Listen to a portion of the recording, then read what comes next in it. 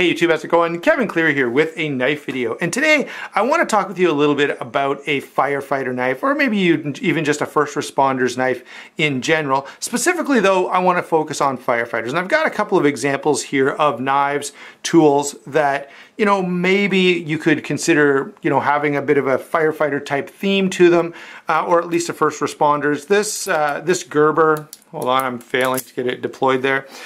This Gerber is a pretty decent multi-tool, and it happens to be a very similar model to the one that the Canadian Forces are issued, so it should be at least somewhat up to snuff. Here we have, of course, the XM18, which is built by Rick Hinderer, who has often talked about the fact that his role as a firefighter sort of influenced the design choices he was making here.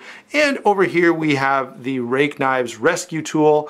Nice one-handed opening folder there. And it does have, see if I can get the right one, it does have a seatbelt cutter here as well as a glass breaker.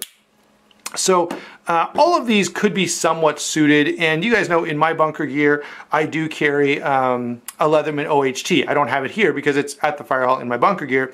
The thing that all of these though are really missing when it comes to being a great firefighter's knife is that none of them actually say firefighter. And so I want to move these aside and share with you this knife. Now this knife is from Amazon.com. You can see prominently displayed there on the handle the fire department logo.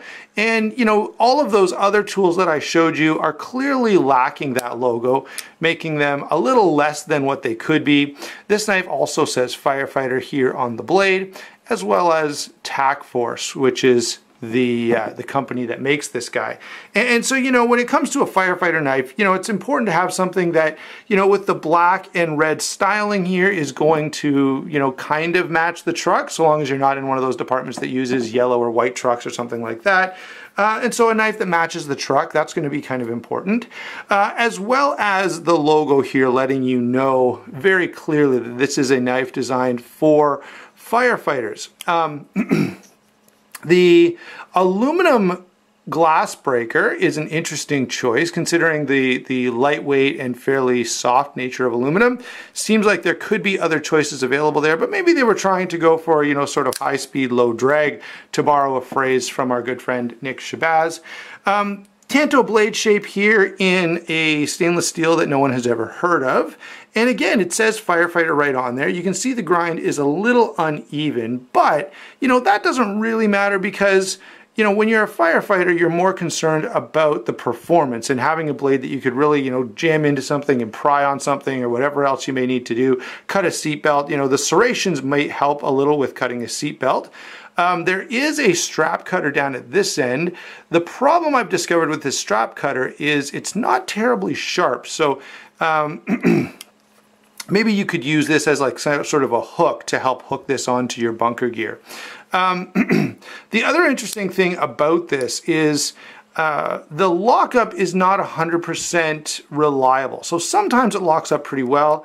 Other times, as you can see, there we go, it locked. So that was, you know, third time's a charm type of thing. If I take this and really jam it open, it will lock pretty consistently. But, you know, it's always helpful if you're going to be, you know, using a tool as a first responder.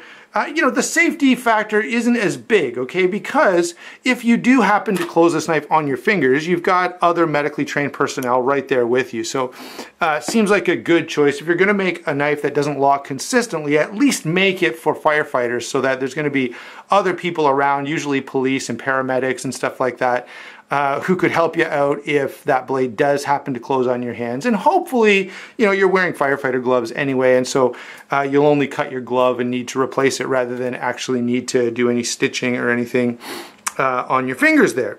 Let's do a quick once over on this blade. It is assisted opening, and the assist works part of the time and the lock works part of the time. So between the two of those together, you know, if the lock works 50% of the time and the assist works 50% of the time, then that's 100% of the time, and that's really all you're looking for, right? Is you want something that's going to be effective 100%. And so that sounds like pretty good logic to me. Single position pocket clip here, and this is not something I'm super crazy about. If you put this sorry about that. If you put this knife in your pocket, the great thing about the single position clip along with the assist is that as you pull it out of your pocket, you know, consider this is going to go in a right-hand pocket, meaning the flipper tab is against that pocket inseam, and you've got an assisted knife. So it's really easy to, as you're getting that knife out, hit the assist and end up with the knife open. Again, thankfully that lock doesn't always work, so it should be easy to get it closed again. So that's a bit of an advantage there. Black coated blade because, well, I'm not sure why the black coated blade is important. I suppose if you're working totally in the dark anyway, the color of the blade probably doesn't matter. But maybe if you're, you know, maybe you're cutting a seatbelt or something and you don't want the subject to see that you have a knife, you know, the black might help to hide it just a little bit. The bright red could possibly give it away in any way, but at least, you know, they're making an attempt to make this a discreet blade. The grind here, I'll show you that. It's just a little, actually it's more than a little uneven, but again, probably not the end of the world, because as a firefighter on scene, you know, you're not usually concerned with the way your tools look, just how they perform. And this steel, of course, is going to be nice and soft, so it's going to be only good for 1 or 2 cuts, but the blade at least is black and the grind is rather uneven, so those 1 or 2 cuts are probably all you're going to want to have the knife out before someone sees and asks, why is that so poorly ground? Not too much more to say about this except for, well, let's briefly touch on the painted aluminum. So you can see they've got this red bolster here, and it's not really a bolster, it's just, you know, there's a paint line here, and they've switched textures on the bottom so that you can see, well, actually if I show you here, you can see the line that the paint creates. It's not straight across. But there you go. By the way, I will say I was happy to see some Torx tools on here, and you know, one thing this knife does have in common with the Hinderer that we talked about was the Teflon washers, and like the Hinderer, the Teflon washers are pretty secure, so there's no blade play from side to side. And I will say this, when this knife is locked, there's no, well, there's very little up and down blade play. I can get it to tick just a little bit, but that's about all. All right, so overall, for, you know, I think these are like 15 bucks on Amazon.com. You have got a somewhat adequate, certainly colored appropriately tool for firefighting. So yeah, firefighting knife. This one has the advantage, of course, that it does say firefighter on it, but in all seriousness, guys, let's back up just a second. And I think you guys know probably what I'm going to say. A multi-tool is probably a little more useful in an actual, on an actual emergency scene. I have used a knife, a regular folding knife, one time to cut a seatbelt, and that's about the only time that I've ever actually needed a folding knife in my pocket type of cutting tool. I've often needed a cutting tool on a fire scene, but usually it's, you know, a power saw to cut through a roof, or a windshield saw to cut out a windshield, or something along those lines, rather than something like a folding knife. And again, now one other thing I will say is I have had the need for a multi-tool, and I've used a multi-tool on a number of scenes. Usually it's for something small and piddly, you know, a mask, a screw comes out of a mask and you need a screwdriver to put it back in. Or one time we removed the lock from a door so we could gain entry, and we didn't damage the lock that bad, so we tried to put it back together, and we actually did successfully do that. We used the Leatherman OHT at that time. So listen, guys, I hope you enjoyed the video, and I do want to say one thing. I do think that if you're planning to use whatever tool you're going to use in an emergency scenario, it's best that you test the performance and abilities of that tool, you know, and you don't need anything crazy like this. What have I got here? Oh, all I have is expensive knives with me today, guys. There you go, we'll throw this one in here. You know, this would be a fine tool for a lot of the things that you would need a folding knife for on a fire scene. Because it's still regular cutting tasks. You know, you're not going to use your folding knife to, I don't know, cut apart a window frame or something like that. That's just not the rule.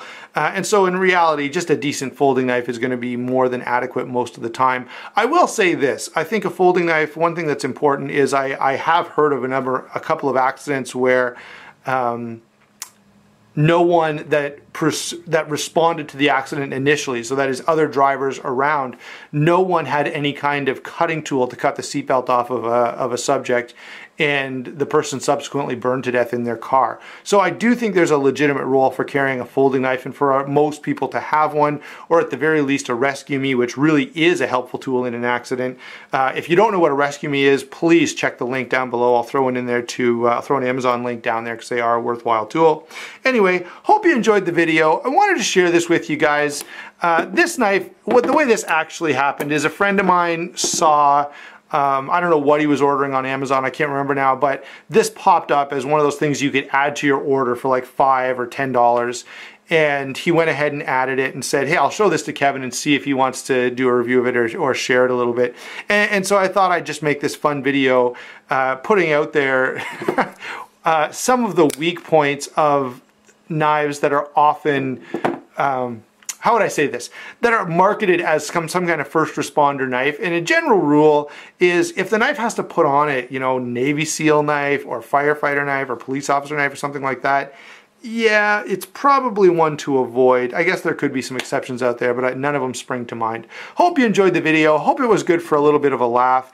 And of course, you know, this knife can sort of serve as a helpful, what would you say, helpful little reminder of some of the things that can be wrong with the knife world and some of the challenges you might run into buying folders at gas stations and flea markets. And again, I'm sure there's probably some great folders that came from flea markets.